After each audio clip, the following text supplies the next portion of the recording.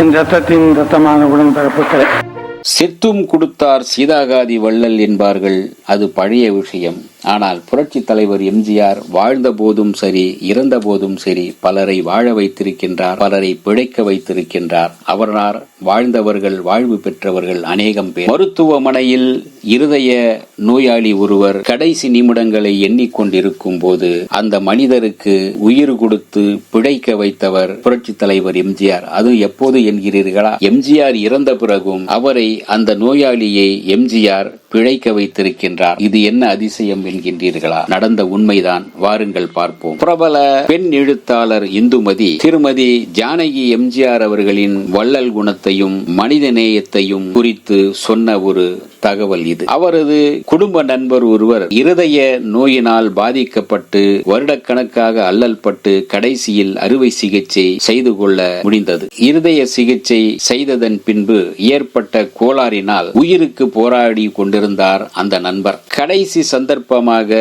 சில ஊசி மருந்துகள் செலுத்தப்பட்டால் ஒருவேளை அவர் பிழைக்கலாம் என்று டாக்டர்கள் சொல்லிவிட்டார்கள். ஆனால் அந்த ஊசி மருந்துகள் அமெரிக்காவில் இருந்தன, இங்கிலாந்தில் இருந்தன. அங்கிருந்து அவை வரவழைக்க வேண்டிய மருந்துகள். ஆனால் அவை எல்லாம் உடனே வாங்கிவிட முடியாது. மிக மிக விலை உயர்ந்த அந்த மருந்துகளுக்கான பணமோ அவகாசமோ அப்போது அவர்களிடம் இல்லை. ஆனால் அந்த மருந்துகள் புரட்சி தலைவர் எம்ஜிஆர் அவர்களுக்காக வரவழைக்கப்பட்டன என்கின்ற விஷயம் மட்டும் இந்துமதி அவர்களுக்கு தெரியும். புரட்சி தலைவர் அவர்கள் இறந்து விட்டதால் அவருக்கான அந்த மருந்துகள் அவசியமற்று போனது.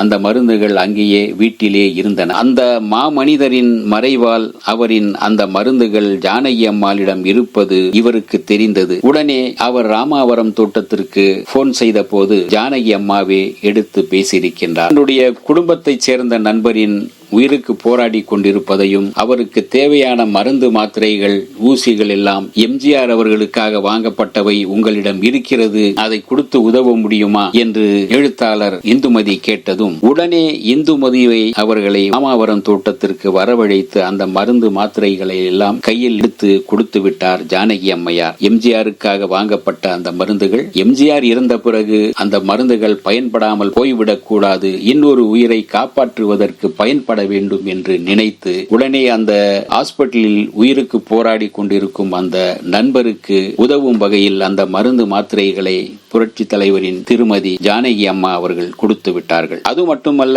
சிங்கப்பூரில் இருந்து வேறு மருந்துகளையும் வரவழைத்து ஜானகி அம்மார் கொடுத்தார் என்று அவருடைய பெருந்தன்மையும் வள்ளல் குணத்தையும் பாராட்டுகின்றார் இந்துமதி. வள்ளலின் மனைவியும் வள்ளலாக இருப்பது மிகப்பெரிய அற்புதம் என்கின்றார் அவர். அந்த மருந்தின் விலை எவ்வளவு தெரியுமா? கிட்டத்தட்ட 60,000 ரூபாய் மதிப்புள்ள அந்த மருந்துகளை ஒரு பைசா வாங்காமல் அப்படியே புரட்சி தலைவரின் பெயரில் உள்ள அந்த மருந்துகளை அப்படியே வாங்கி அப்படியே அந்த நோயாளியை பிழைக்க வைக்கப்பட்டார். அதாவது புரட்சி தலைவர் இறந்தும் கூட ஒரு உயிரை காப்பாற்றினார், ஒரு உயிரை வாழ வைத்தார், பிழைக்க வைத்தார் என்பதுதான் இங்கு நாம் தெரிந்து கொள்ள வேண்டிய செய்தி. எம்ஜிஆருக்காக வாங்கப்பட்ட மிக விலை உயர்ந்த மருந்துகள், மாத்திரைகள் இன்னொரு உயிரை காப்பதற்கு பயன்பட்டன. ஆகவே புரட்சி தலைவர் எம்ஜிஆர் இறந்த பிறகும் பல பேரை வாழ வைத்தார் என்று இப்படிதான் சொன்னேன். ஏனென்றால் நோயாளியான உயிருக்கு போராடி கொண்டிருந்த ஒரு மனிதருக்கு புரட்சி தலைவரின் மருந்து மாத்திரைகள்